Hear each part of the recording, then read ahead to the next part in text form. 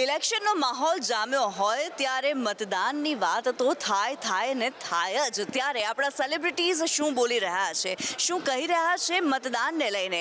આપણી સાથે છે સેલિબ્રિટી ગેસ્ટ ભક્તિ કુબાવત, એક બ્યુટીફુલ એક્ટ્રેસ છે અને તેઓ મતદાન વિશે શું કહી રહ્યા છે, તેમના શું વિચાર છે, તેમની પાસેથી જાણીએ. Hello Bhakti, welcome to Sandesh news. Hi, thank you so much.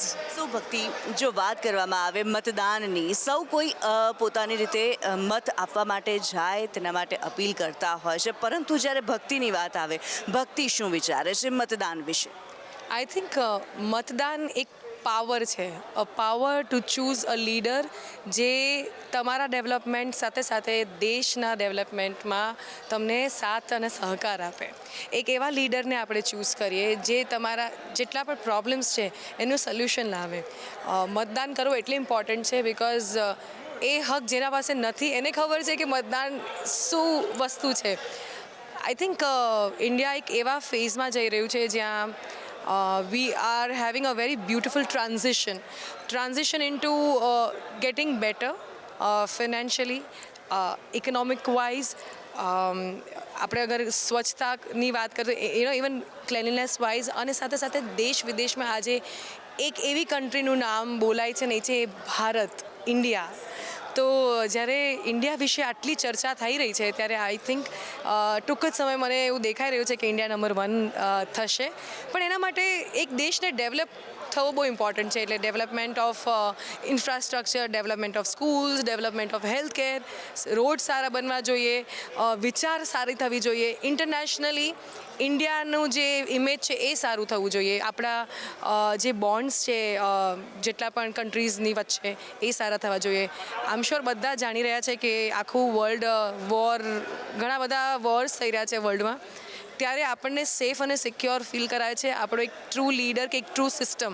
તો એ સિસ્ટમને ચૂઝ કરવું ખૂબ જ ઇમ્પોર્ટન્ટ છે. એટલે મતદાન કરજો, વિચારીને મત આપજો.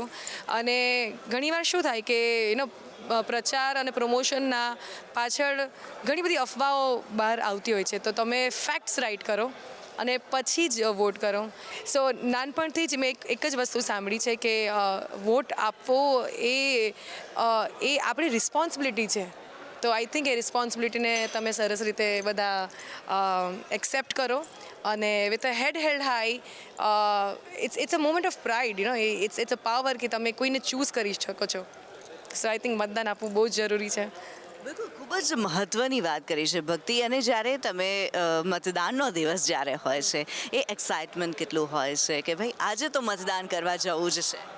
I think, like I said earlier, and I'm going to talk in this language for a reason that the Gen Z and Gen X generation છે, કદાચ તમે આ ભાષા સમજશો.